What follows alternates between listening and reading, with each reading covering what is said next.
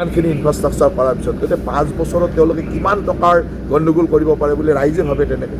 ৰাইজে যেতিয়া ভাবিব ৰাইজে তাত ডিচিশ্যন দিছে আৰু মই সেইকাৰণে কালি বাৰে বাৰে কৈ আছিলোঁ যে এই কথাটো পলিটিকেল হৈ যাব আপোনালোকে পিছত গৈ পেলাই পলিটিকেল হোৱাতকৈ এতিয়াই ডিচিশ্যন মোক সাঙুৰি নল'ব আৰু ৰাইজে শেষত মুখে জোৰ দিছে যে আপুনি এইবিলাকত চিন্তা কৰিব নালাগে আমি ডিচিশ্যন দিছোঁ আপুনি ডিচিশ্যনটো কাৰ্যক্ষম কৰক গতিকে ইয়াত পলিটিকেল কথা নাই আৰু সেইকাৰণে আপুনি কালি 1000 মানুহৰ উপস্থিতিত হৈছে এই মানুহবিলাকৰ পৰা ইণ্টাৰভিউ লৈ লওক তেওঁলোকৰ কমিটিৰ মানুহৰ পৰা লৈ লওক তেতিয়া আচল কথাটো ওলাই যাব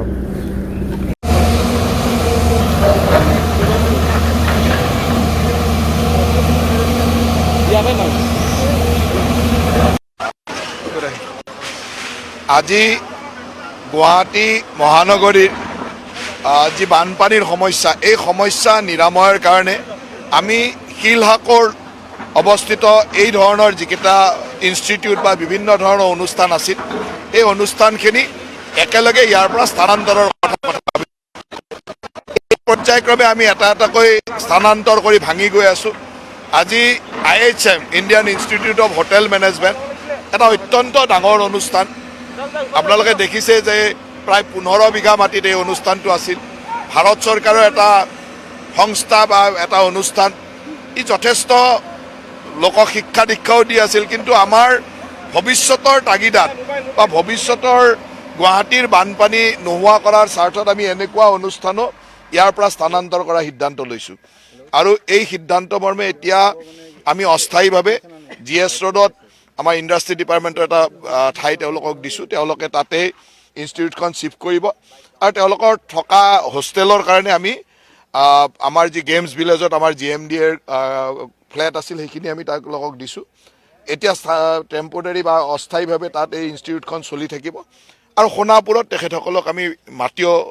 এলটমেণ্ট দিছোঁ আৰু আমি চৰকাৰে তেওঁলোকৰ যিখিনি ইনফ্ৰাষ্ট্ৰাকচাৰ বনাই দিব লাগিব সেইখিনি আমি চৰকাৰৰ পৰা বনাই দিয়াৰ কথাও কৈছোঁ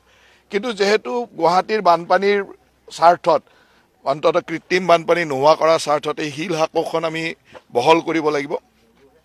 800 বিঘাতকৈ বেছি মাটি আমি ইয়াত খনন কৰাৰ পৰিকল্পনাত আছোঁ আৰু সেই পৰিকল্পনাৰ অংশ হিচাপে আজি ইয়াত আমি এই ধৰণৰ স্থানান্তৰণ আৰু এই বিল্ডিং ভঙা কামটো আৰম্ভ কৰিছোঁ এই গোটেই ভৱনটো ভঙাৰ ক্ষেত্ৰত কিমান সময় আপোনালোকে ধাৰ্য কৰিছে যে কেতিয়াৰ ভিতৰত সম্পূৰ্ণ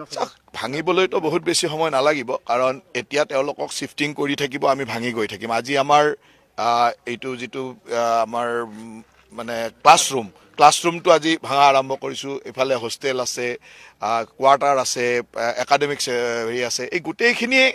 পৰ্যায়ক্ৰমে 15 বিঘা মাটিত এই গোটেই অনুষ্ঠানটো আৰু যথেষ্ট পৰিমাণৰ বিল্ডিং আপোনালোকে দেখিছে যে আটাইতকৈ ডাঙৰ অনুষ্ঠান এইটোৱে আছিল আজিৰ পৰা আমি আৰম্ভ কৰিলোঁ মই ভাবোঁ যে 15 দিনমানৰ ভিতৰত তেওঁলোকৰ শ্বিফটিঙৰ কামো চলি থাকিব আমাৰ ডিমলিউশ্যনৰ কামো চলি থাকিব গতিকে ইয়ে আমাক এটা ভৱিষ্যতৰ দিনৰ প্ৰয়োজনীয়তাৰ তাগিদা যিটো আছিল সেইটো আমি পূৰণ কৰিব পাৰিম আৰু ইয়াৰ পিছত ধৰক আৰু দুটা অনুষ্ঠান আছে ইয়াতে এটা হ'ল টেনিছ কোৰ্টখন আৰু জিঞ্জাৰ হোটেল এই দুখনো আমি খুব পৰ্যায়ক্ৰমে ভাঙিবলৈ গৈ আছোঁ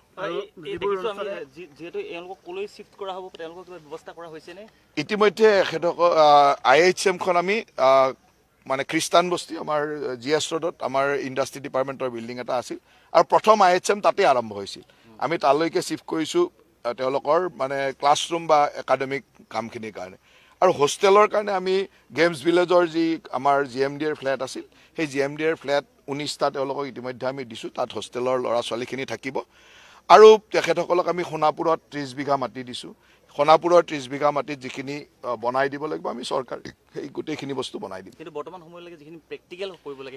সেইখিনিৰ কাৰণে গোটেই ব্যৱস্থা কৰা হৈছে আপোনালোকে যদি চাই যে GS ৰোডত যিটো ঠাই দিছোঁ তাত গোটেই প্ৰেক্টিকেল কৰাৰ পৰা ক্লাছ কৰাৰ পৰা একাডেমিক বাকী ব্যৱস্থা সকলো তাত থাকিব হোষ্টেলখিনিৰ কাৰণে গেমছ ভিলেজত থাকিব গতিকে গোটেইখিনি ব্যৱস্থা আমি কৰি লৈছোঁ তেখেতসকলে এনেকুৱা নহয় গোটেই ব্যৱস্থাটো কৰি দিয়া হৈছে আৰু পাৰ্মানেণ্ট ব্যৱস্থাটো আমি সোণাপুৰত কৰিম সোণাপুৰত তাত মাটিও আবণ্টন দিয়া হৈছে অন্যান্য দুটা অনুষ্ঠানৰ নটিছ চাৰ্ভ কৰা হৈছে নেকি অন্যান্য দুটা অনুষ্ঠানৰ লগত আমাৰ কথা চলি আছে আৰু খুব কম দিনৰ ভিতৰতে আমি হয়তো টেনিছ কোৰ্টখনৰ কাম আৰম্ভ মানে উচ্ছেদৰ কাম আৰম্ভ কৰিম আৰু জিঞ্জাৰ হোটেলৰ কাম আৰম্ভ কৰিম গোটেইটো কথা চলি আছে গতিকে শিলহাকো বিলৰ যিটো বিলখন যিটো যথেষ্ট ডাঙৰ আৰু দীৰ্ঘ এটা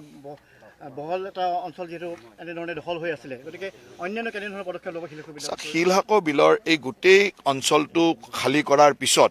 আমি যিখিনি অঞ্চল পুৰণা শিলহাকো আৰু গোটেই অঞ্চলটো মিলাই নতুনকৈ আমি যিখিনি সংযোজন শিলহাকো প্ৰকৃততাত শিলহাকো এই গোটেইখিনি খান্দিলে প্ৰায় 800 বিঘা মাটিৰ এটা জলাশয় হ'ব আৰু এই 800 বিঘা মাটিৰ জলাশয়টো খান্দি আমি তাক দ কৰা আৰু ইয়াৰ পৰা গোটেই বস্তুটো খান্দি আমি ওলাই নিয়াৰ পৰিকল্পনা কৰিছোঁ হয়তো এই বছৰ এই খৰালি মাহতে আমি কৰিব লাগিব বাৰিষাৰ টাইমটো পাৰ হোৱাৰ পিছতে এটা খৰালিতে কৰিব লাগিব কিয় নহ'লে পিছত আকৌ পানী সোমাই গ'লে আকৌ কৰিবলৈ অসুবিধা হ'ব তেনেকুৱা এটা পৰিকল্পনা ৰাখিছোঁ কেন্দ্ৰ চৰকাৰৰ সাহায্য আমি আশা কৰিছোঁ গোটেই ব্যৱস্থাটো আমাৰ চলি আছে মই ভাবোঁ যে এই বছৰ খৰালি মাহত হয়তো আমি গোটেই শিলহাকোখনৰ খান্দা কামটো কৰিব পাৰিম আৰু দুটামান প্ৰতিষ্ঠান আপুনি আজি ঠাই ভ্ৰমণ কৰিব কেনেধৰণৰ পদক্ষেপ আজি মই ইয়াৰ লগে লগে গুৱাহাটীত যিবিলাক খুব ডাঙৰ হাই ৰাইজ বিল্ডিং আমি বনাওঁ যে বহুত ডাঙৰ ডাঙৰ বিল্ডিং যিবিলাক বনাওঁ এই বিল্ডিংবিলাক বনাওঁতে কেতিয়াবা ক'ৰবাত ড্ৰেইনে জলাশয়ে বন্ধ হৈ যায় ক'ৰবাত নেচাৰেল ড্ৰেইনটোৱে বন্ধ কৰি দিয়ে